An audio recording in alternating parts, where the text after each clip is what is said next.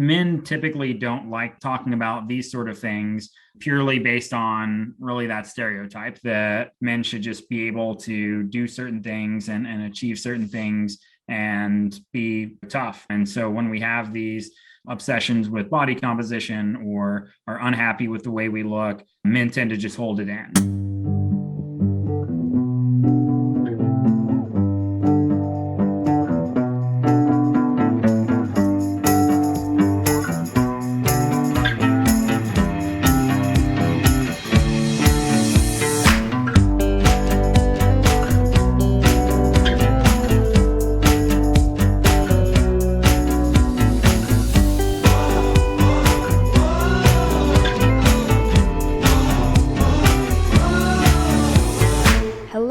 Welcome back to this week's episode of the Uncovery podcast. My name's Maddie, and first off, thank you for all of the feedback and the questions on last week and the week before, the Q&A episodes. They were so tough to answer, some of them, but they were so wonderful to hear and to get the feedback on. And I'm looking forward to doing maybe more of those in the future as more questions get shared and come up. But that was so cool to do that. And so thank you so much for the feedback and the questions. They were absolutely brilliant. This week, we have a guest, our first male guest on Uncovery. His name is Clayton Key.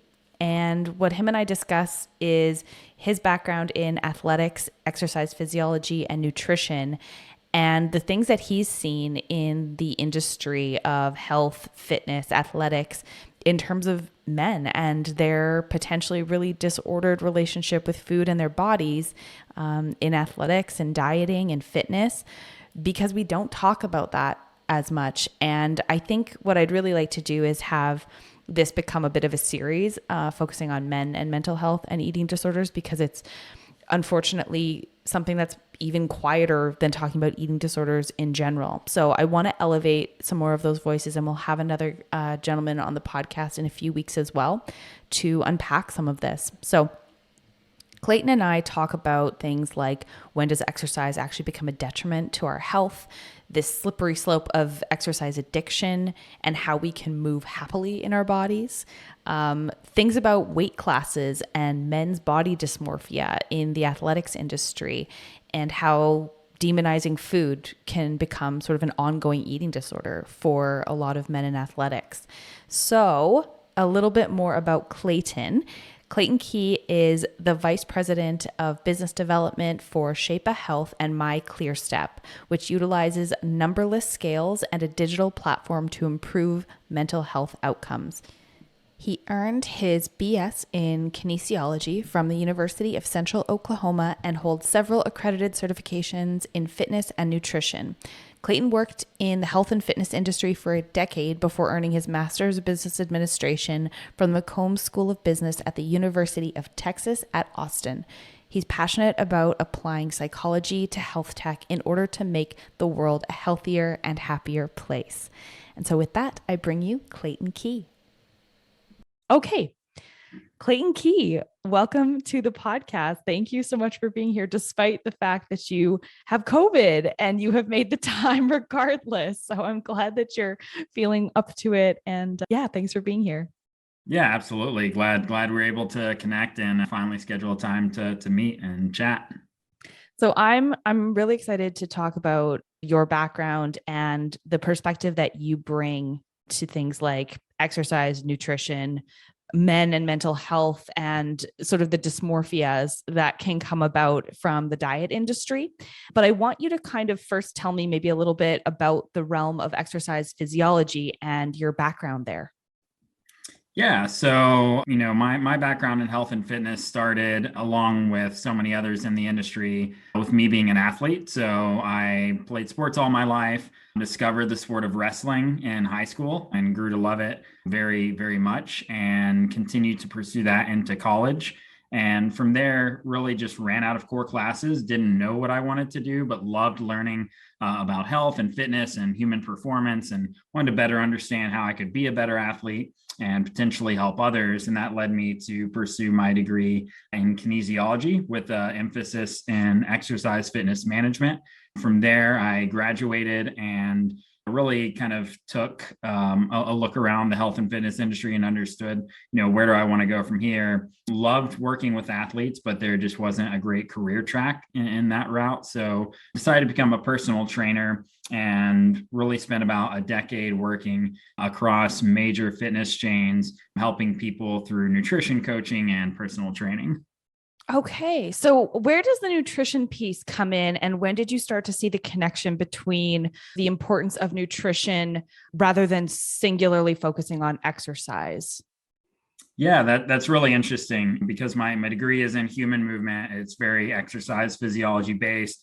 And we could probably spend hours talking about the millions of benefits of exercise alone. And so, I got into the industry wanting to really help people become healthier, happier individuals. That's still kind of my North Star, so to speak. But what I quickly realized is, I would have personal training clients that would join me for an hour or two a week, maybe 3 times a week of exercise, sometimes do some things on their own. And it wasn't really having a profound impact on changing some of the health metrics we were tracking. And what I quickly discovered is nutrition plays a much bigger role in actually being able to change some of those health outcomes, right? If you are a steady exercise regimented person, you might exercise 3 to 6 hours a week versus the other, 23 hours a day, you're doing something lifestyle related and nutrition related. And so I really started to understand, okay, the individuals that are making changes within their nutrition habits are starting to see health improvements. And the ones that are coming to see me, they're definitely getting stronger. They may be making some amount of progress, but it was very obvious very quickly that nutrition played a much more impactful role. And so that's when I kind of pivoted some of my professional direction to try and learn as much as I can about nutrition, endocrinology, understanding how food kind of plays a role in the body. And I earned a couple of certifications in the field of nutrition and nutrition coaching and started helping people somewhat map out their plan of attack, so to speak, for changing those nutrition habits. And so when you were mentioning the metrics of health, and I think that this gets so complicated because there are so many that, we typically see like weight and like taking a really simplistic approach to, well, like that must mean a person is healthy if they exercise all the time and they eat XYZ foods and they weigh this much and it's within their BMI. Which metrics were you using? And then how did you sort of see nutrition playing into what those positive health metrics were? Yeah. So being someone in the field, the field has a variety of levels of expertise, everything from individuals who may obtain a very, short weekend certification all the way up to people PhDs. And that's one of the challenges in the field. But being one of the more educated individuals, I know it's much more important to look deeper beyond just the, like you said, BMI and things of that nature. I'll commend my, time working at Lifetime, which I think is a great company. They're kind of pioneers in the health and fitness industry for looking beyond some of those basic metrics. So they actually offer a variety of lab tests where you can look at pretty extensive hormonal panels. You can look at things such as your cortisol levels and how stress is playing a role and how those cortisol levels change throughout the day. But from a client-to-client basis, some of the more common ones we were just looking at is just your blood sugar levels, your cholesterol levels, your blood pressure, and then body composition. We would focus more around like your percentage of body fat as opposed to just looking at BMI. Okay. And so when you think about, your overall approach and how exercise plays in, and at what point, people are trying to do the right thing, they're trying to do the healthy thing. And there's all of this messaging about like work out more. At what point does exercise and physiology actually have then a detrimental effect? Because it seems like, to me, the messaging has always been like more is always better. And that's the narrative that I've always had as a result, is that if you're exercising more, it doesn't matter how much you're exercising. If you're doing more, that is always a positive. Like the limit does not exist to how much you can exercise and how fit you are. And obviously I know cognitively that at a certain point you're doing some damage to your body, and those health metrics will then obviously suffer. But at what point did you kind of see that connection where there's like this unhealthy relationship with the fixation on exercise and physiology? Yeah, I think relatively, from the beginning, as I said, I learned a lot about exercise. I began to pivot to learn more about nutrition. And then the one thing that I really learned from there is I can tell people, based on what our goals are, we should do this amount of exercise, these sort of nutrition changes. And people will come and tell me that that's what they want, right? They want an exercise plan, they want a meal plan. That's probably the two most common things heard in the industry from a new client. And, that's just not really the best recommendation. People, as you said, have been told for a long time, more pain, more gain. And in exercise, to answer your question, we really want to maximize what we call like the minimal dosage effect. So context is extremely important. So to say that, 300 minutes or, running 30 miles is detrimental to someone, it is kind of like an it depends sort of statement for someone who is accustomed to doing these extreme endurance sports, and they have all the time in the world to dedicate this. And there's been a progression of a decade of training leading to that point. That person, it may not be detrimental to, but what we see more common, the average individual is coming from a place of lacking sleep, high stress, being relatively sedentary, and trying to make all these changes at once. And I know from your history in behavioral science, you understand that major changes happening all at once can be extremely overwhelming, right? So what I try and focus on is more of not saying, X number of minutes or X number of repetitions or whatever it may be is detrimental, but really starting to look at, what's that related to?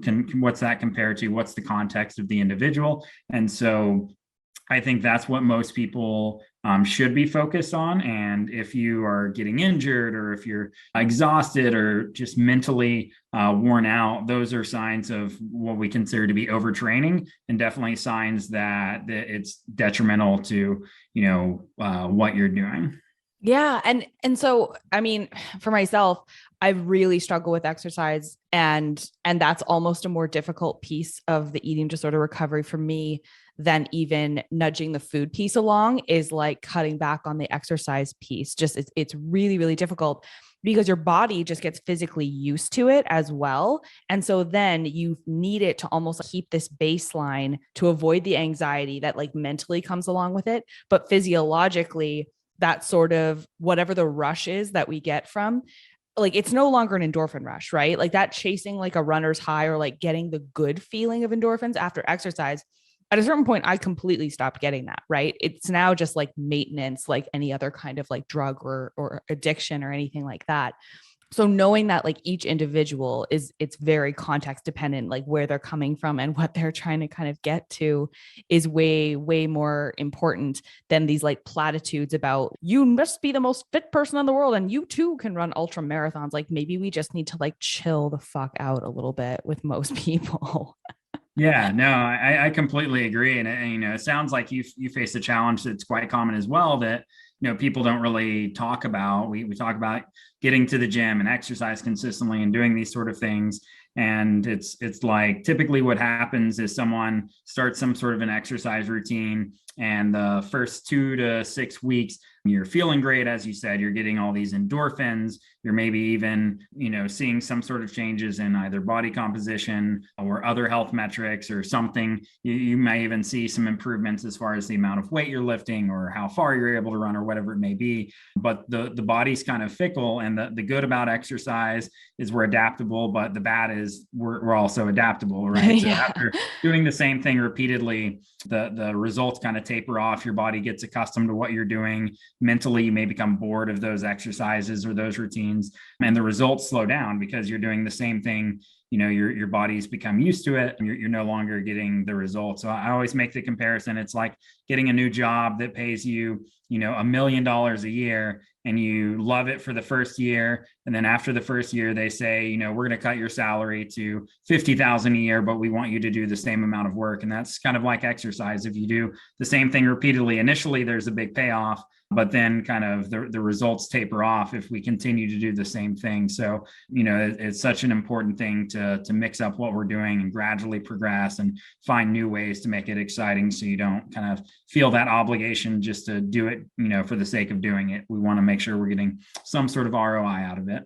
Yeah, exactly. And like finding different ways to move that actually bring you joy, that are not just this like slog. And I think that, on both ends of the spectrum, whether you are over exercising and you need to cut back, or whether you're not doing anything and it would actually really improve either your mobility or injury prevention or just being well to do more, either of those individuals need to find something that they actually like doing, that like fills them up, rather than this like, I hate this, but I must drive through it. Because the person that's never done it then would give up, and the person that's overdoing it would just be miserable and sad and tired, like really, really exhausted. So how do you encourage people to find the movement that like works for them? Like, does it have to be the gym? Because I just hate the gym. And I think so many people hate the gym. Yeah, I completely agree. And I think that's one of the areas of kind of fitness culture and diet culture that we kind of need to break away from, is people get the message that in order to be healthy or to be this happy, fit person, you need to do what the most optimal thing is, right? And the most optimal thing is probably some sort of compound lifting, resistance training 2 to 3 days a week, and some sort of programmed cardiovascular routine, and add some mobility in there, and a variety of things. And you can go down the list, and all of a sudden you end up with 20 hours of like things to do, and all 20 hours could be extremely boring to you. So again, I think it all circles back to context, and that's where I like to start with people. Understand kind of where they're at, understand what they enjoy doing. At the end of the day, resistance training is extremely beneficial for us. Cardiovascular training is extremely beneficial for us. And just trying to find whatever modality best matches that individual's needs, and kind of make those adjustments to find that. For some people, it's they may not really enjoy movement at all, but they really enjoy socialization. And so finding some sort of recreational sports to play with friends, or going on a walk, or whatever it may be. So I think it's all about meeting people where they are and understanding, if we're looking to improve our health and use exercise as some sort of modality to do that, we don't need to go from being a couch potato, so to speak, to being a marathon runner. We just need to do slightly more than what we're doing now. And we can gradually progress that until we find a happy medium of what matches that individual's lifestyle, but also gets them some of the health benefits that they're seeking. That's to me, that's just such a wonderful approach, and it's such a perfect approach to doing movement and to doing exercise, and even like nutrition, the way that you speak about it. And I also think that it's unfortunately very rare, and not the way that a lot of trainers, when you think about personal training and you think about like Jillian Michaels and all of that Biggest Loser nonsense stuff, where it's just this grind and you must be miserable and you must be throwing up and doing the most. And it's actually really harmful. And so what I kind of want to switch gears and shift into this a little bit, where you said you were a college athlete and that you were exposed to the world of wrestling. And can you kind of talk about the intricate relationship that then ends up happening, where talking about the basics of things like weight classes and the challenges that come from this fixation on the body and the body composition and the body weight when it comes to sports, and then how that can create this sort of disordered mentality?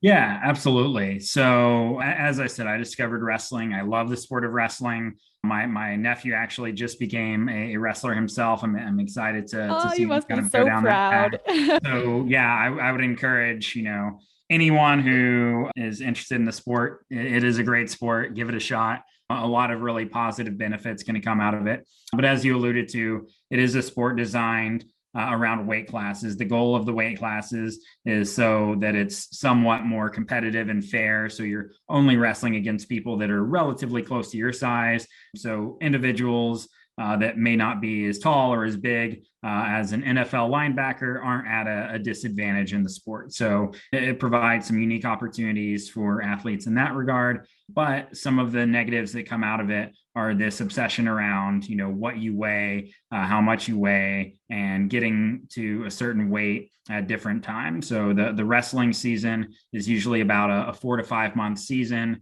and high school athletes can be competing, just about every weekend through that period. And so what it comes to being is this constant cycle of trying to reduce your weight, somewhat dehydrating your body to meet that criteria for whatever the weight class is on a Friday or Saturday for a tournament, and then trying to hydrate up to maximize performance over and over again. So, it's been something that has been kind of a black eye on the sport of wrestling for some time. I think the sport is making great strides to help overcome some of those obstacles. And they're doing things like at the beginning of the season, understanding what is a healthy weight that they can get to, trying to focus around not having these giant weight cuts. But it seems that it's still something that impacts the sport deeply and extends into other sports as well. So bodybuilding is one, rowing, gymnastics, anything where your performance is impacted by how much you weigh or needing to weigh so little to do something, or something with weight classes like powerlifting or weightlifting or whatever it may be. Right, right. And so, and I think the issue here is that you do not really hear about this unless you are steeped in the industry or steeped in the sort of culture of it. And it's a weird quirk of people with eating disorders, some of us that get fixated on bodybuilding stuff. Like I know an inordinate amount about like the bodybuilding industry and how that whole like cutting and bulking and all that stuff works. I think because what they're doing is they're manipulating the same things that we that just have your quote unquote normal eating disorders are doing, right? Which is like, how do I manipulate my body using nutrition, exercise, and how are those professional athletes and those people doing it? And how come they can eat all of this and all of this stuff? And so it creates this like real mental game. But the way that we think about eating disorders is we're watching, typically women diet to look a certain way and like be thin and all of these things.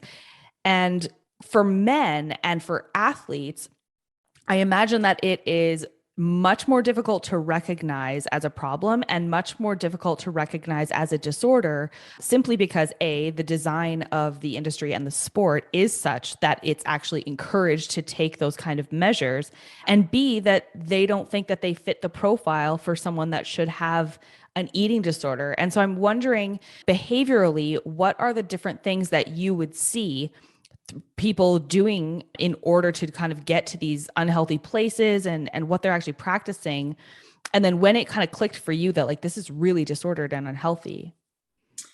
Yeah, I would say it probably didn't really click for me until I moved beyond being an athlete myself and began helping people in health and fitness. But I think you kind of hit the nail on the head on both counts. Number one, for, people that are a part of the sport, it's just so much of a norm, and you get that context of coaches and individuals and former wrestlers that have all partaken in this sort of behavior, that you just think of it as a normal thing while you're doing it.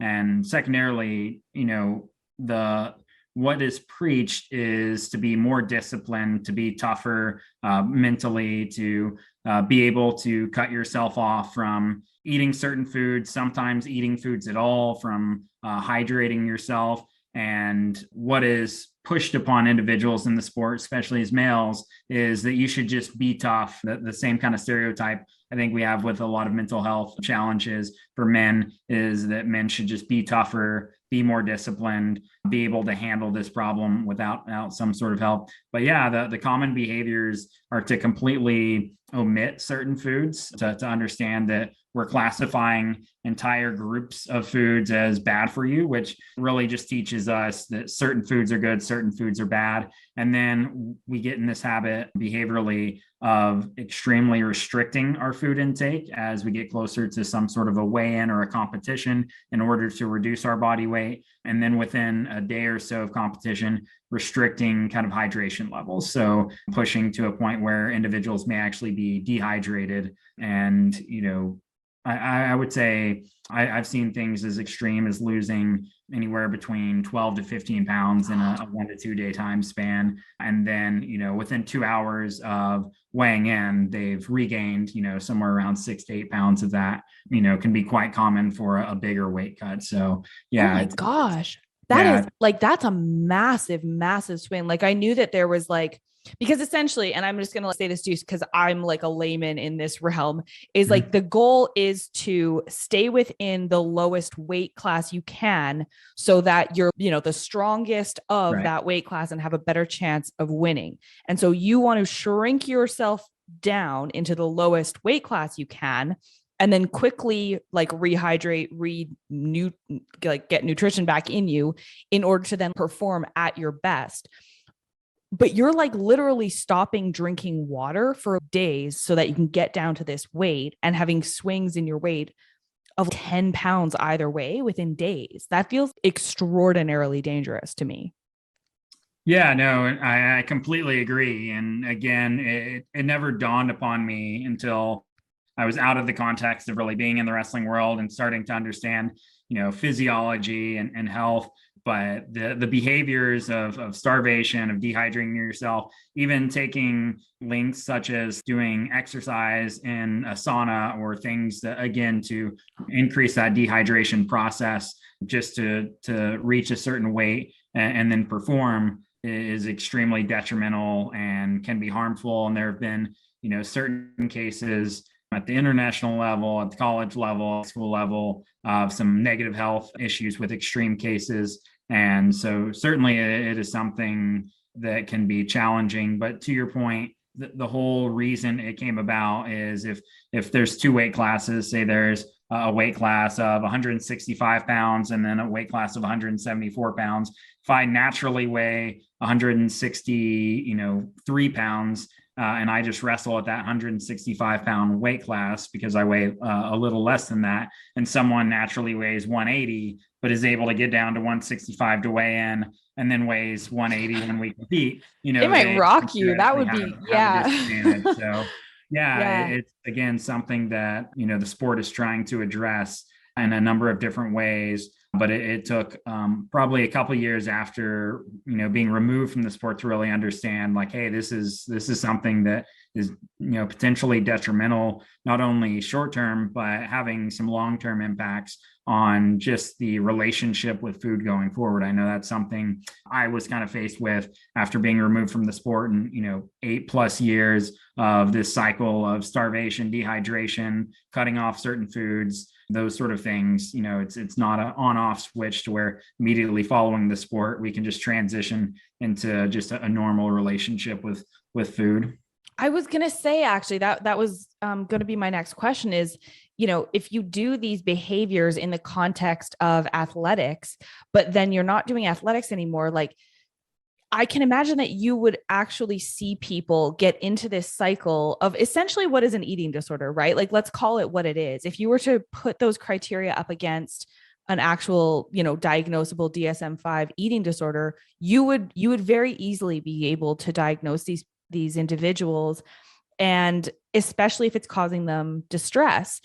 And then do you see that pattern then continue after, right? So they've done the wrestling or whatever, and maybe they're done wrestling altogether or they're done gymnastics altogether, but that feels like it would really create these deep neural pathways of pattern behavior in the same way that any other eating disorder would. That would be so hard to get out of and really challenge people's relationship with food and their bodies going forward. Did you see that?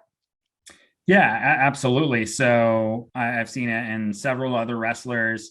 One of the things I personally faced is starting to think of certain foods as just being bad. It tends to have that mindset of when I do experience those things, it tends to be a binge type of experience. It feels like, well, this is going to be a one-time situation because this is bad and I shouldn't have this all the time. So I just need to have as much of this as I can. So whether it's, candy on Halloween, eating an extraordinary amount, or some sort of dessert splurging, that's something I know a number of individuals experience. They have trouble, limiting quantities of certain foods because they've just felt that it's a bad food for so long that they feel it's this one-off special occasion, and then having guilt or remorse after eating those sort of things tends to be one of the after effects. Another tends to be exactly what you said. We as athletes tend to go through this more pain, more gain, pushing yourself, challenging yourself. A lot of individuals, while they're competing in these sports, happen to be in the best shape of their lives.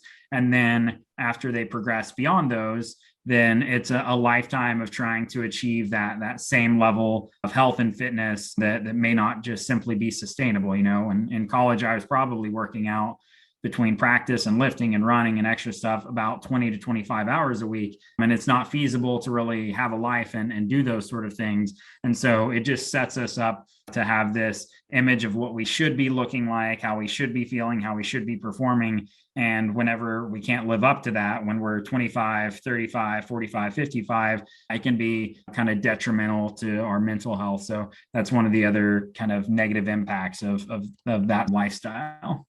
Yeah. And so maybe we can talk a little bit about the differences with men specifically and the male lens on this, because I don't think that men talk about the body ideal nearly as much as we kind of bang on about, thin models and Victoria's Secret and actresses and blah, blah, blah. And we're always fixated on like the female body and its physical form and how it looks. But I don't think we pay enough attention to the potentially really harmful narratives around what men's bodies are supposed to look like, what we think that a men's fit, like good, attractive body is supposed to look like. And I just think that we just like assume that men's bodies just look that way, that they're just like supposed to look that way. And body diversity for men doesn't really seem to be a thing that we talk about. And even less so than the impact of that on men's mental health and body image. Why do you think that's so difficult for guys to talk about? And do you see any progress happening in that space?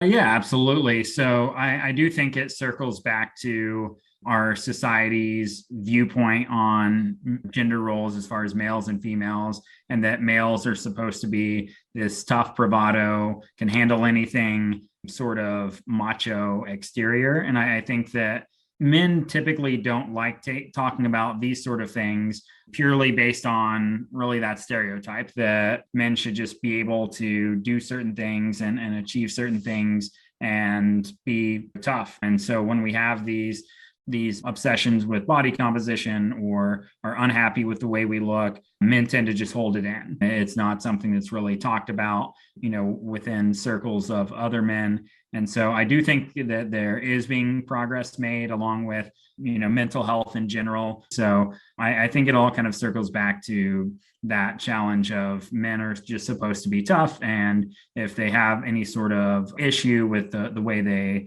look or the way they feel, that they should just be able to toughen up and go change it and be happy and whatever it may be. And it's definitely something that we need a lot of work on, but I do see some progress. Yeah. And I mean, in the eating disorder sphere, I could count on one hand the number of, I'll call it quote unquote, out guys that I follow on social media in the same way that I follow women that are in recovery or recovering, but that are open about it and the male perspective on that. Like compared to hundreds and hundreds of women that are much more open about it. And I just so hope that guys can also do this sort of me too, or this is what I struggle with, or here's my unique perspective, because I think men probably also experience eating disorders very differently than women do. And just opening up those conversations and having them about mental health in general, like you said, like, my very favorite men are the ones that can speak openly and freely about what's going on with them and being able to emote in that way. Like that is such a sign, I think, of self-reflection and insight I really hope that we're kind of turning a page on that being more accepted by the people themselves and then people at large. Maybe you can tell me a little bit about yourself and, what brought you to care so deeply about the mental health space, and for men specifically, mental health, addiction, and anything that you'd like to share there. Yeah, certainly. So, for me personally, as I said, my North Star is all about making people healthier and happier. That's, my big grand vision for what I want to do in life. As far as mental health, I think it is, as you said, something that's not talked about enough. I have a number of family members that have faced various mental health issues, and being able to see that up close and personal and see how impactful it can be on individuals that from an exterior appearance appear to be otherwise healthy and have good things going in their life, and to see how detrimental it can really be is something that's had a profound effect on me. And that's kind of led me down this path and into this world of, understanding, physical health and doing things through fitness and exercise and nutrition are great. But, if all those things are great, but we're not really addressing mental health, that can lead to some serious issues. So I just want to really address kind of that complete picture with people's health.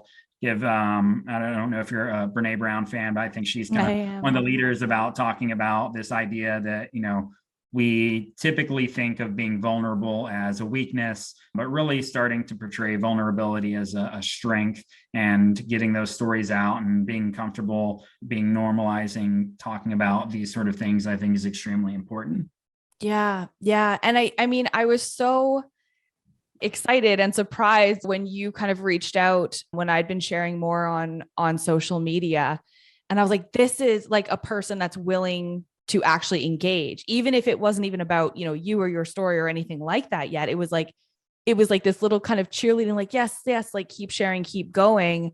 And that attitude is, I think that's really the only way that we can hope to sort of help and bring people to a place of happiness and wellness, which is like, what a North Star to have. And from everything you shared, I just think that you are absolutely moon rocketing towards that North Star. Where can people find you, connect with you? Anything you'd like to plug? Yeah, so I'm on LinkedIn. You can find me on LinkedIn. That's probably my primary place to connect with individuals. You can also find out more. I do work with a company that is focused on eating disorder recovery. So what we do is help virtual treatment and recovery by using a numberless scale to remove the anxiety of a weigh-in experience for those working with remote clinicians, whether they're dietitians, LPCs, MDs, whatever it may be. So you can check us out at MyClearStep.com. Amazing. And I know that we'll probably have an entire episode about ClearStep as soon as possible with one of the founders there. So Clayton, thank you so much. Nobody would know that you had COVID. Thank you so much for being here. And we'll talk to you soon. Absolutely. Thanks for having me.